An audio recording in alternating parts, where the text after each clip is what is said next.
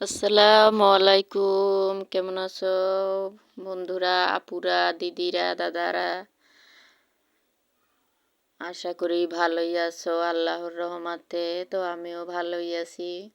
আজকে আমি দেখাবো আমাদের এখানে বরিশালে কিভাবে পানের চাষ করা হয়। তো এটা কিন্তু আমাদের নিজেরই পানের বরজ। বরজ বা বর আমরা বেশিরভাগই বর বলে থাকি, তো অনেকে বরজও বলে।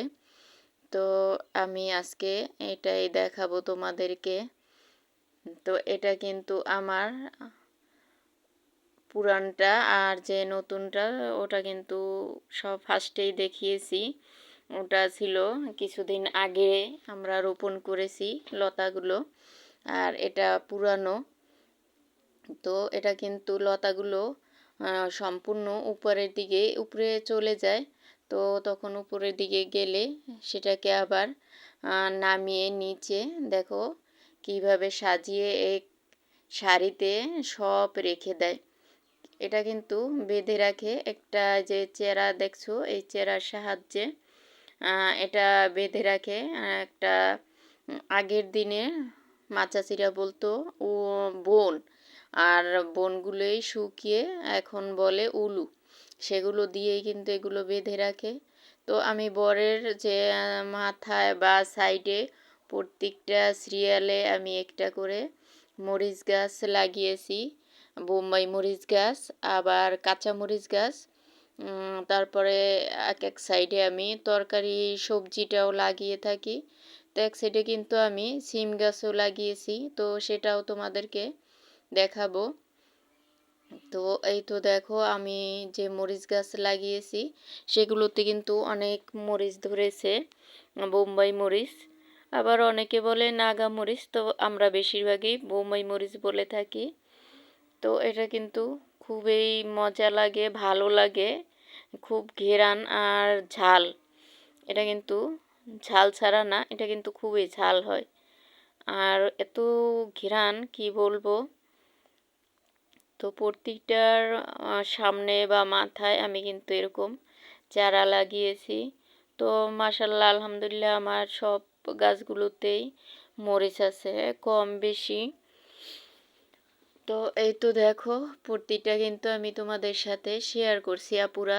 তো তোমরা অবশ্যই জানাবে কমেন্টে আমার মরিচগুলো তোমাদের কার কার লাগবে। অবশ্যই আমি পাঠিয়ে দেব কুরিয়ারে। তো কুরিয়ার ঠিকানাটাও দিয়ে দিও।